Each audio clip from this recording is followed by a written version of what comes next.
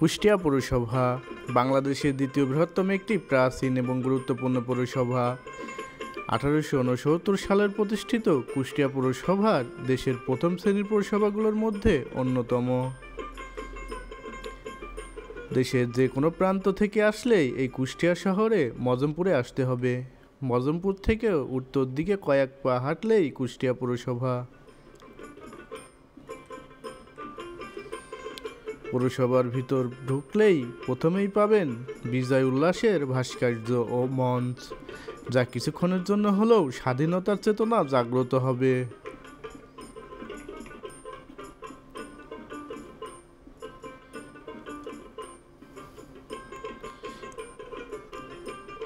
এর পিছনেই পাবেন কুষ্টিয়া পৌরসভার ভবনটি, ব্রিটিশ শাসন আমলে নির্মিত একটি ঐতিহাসিক স্থাপনা।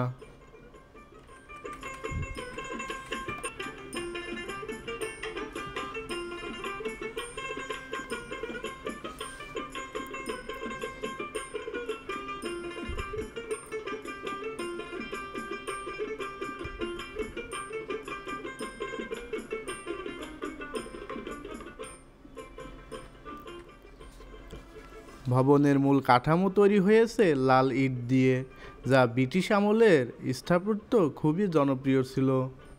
এই লাল ইটের ব্যবহার ভবনের শক্তিশালী এবং অভিজাত্যপূর্ণ স্থাপত্যশৈলী প্রকাশ করে।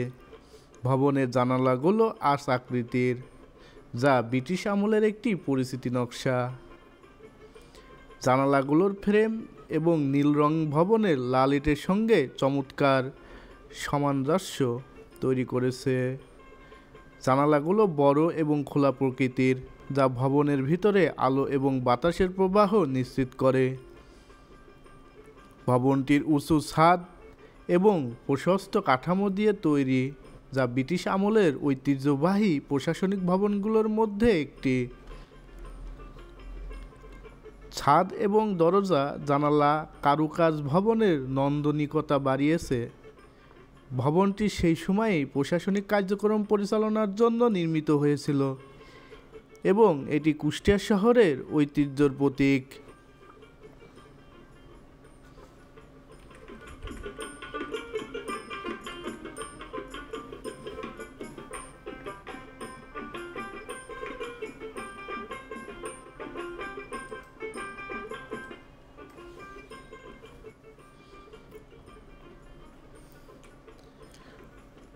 অডিটোরিয়ামের সামনেই ঐতিহ্যবাহী পালকির ভাস্কর্য।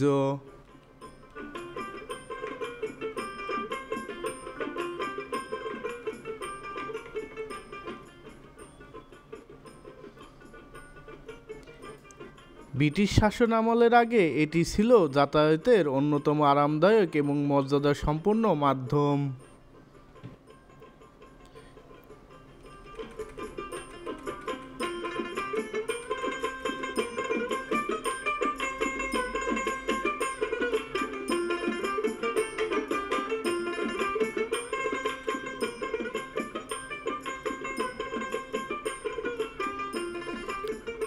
এর পাশেই রয়েছে শিখরের সন্ধানে, যা গ্রামীণ বাংলার ঐতিহ্যবাহী জীবনযাত্রাকে তুলে ধরে। ভাস্কর্যে নারীদের গৃহস্থলী কাজের দৃশ্য ফুটিয়ে তোলা হয়েছে, যেমন ঢেকিতে ধান বানা, কাপড় ধোয়া এবং অন্যান্য দৈনন্দিন কাজ। পিছনে মাটির বাড়ি ও খড়ের চালার মতো চিত্র গ্রামের ঐতিহ্যকে তুলে ধরে। বর্তমান সময়ের প্রযুক্তি এবং ব্যস্ত জীবনের কারণে আমরা অনেক সময় আমাদের শিকড়কে ভুলে যাই। এই ভাস্কর্য আমাদের সেই শিকড়ের কথা মনে করিয়ে দেয়, যা আমাদের বর্তমান ও ভবিষ্যতের ভিত্তি।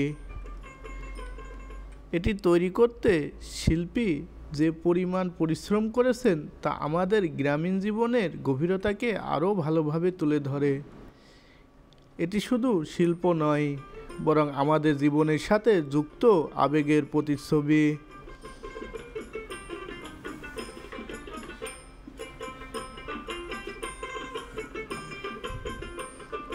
তার পাশে রয়েছে পুকুর। এর আশেপাশের স্থাপত্যসমূহ ব্রিটিশ আমলে নির্মিত হয়েছিল বলে ধারণা করা হয়। এটি স্থানীয় জমিদার বা সমাজপতিদের উদ্যোগে তৈরি। পুকুরের পাড় জুড়ে বড় বড় গাছ, যা এলাকার তাপমাত্রা নিয়ন্ত্রণ এবং ছায়া প্রদানের মাধ্যমে স্থানটিকে মনোরম রাখে। এই পরিবেশটি ভোরবেলা হাঁটা বা সন্ধ্যায় আরাম করার জন্য আদর্শ একটি স্থান। শহরের অনেকেই এখানে জগিং করার জন্য এসে থাকে।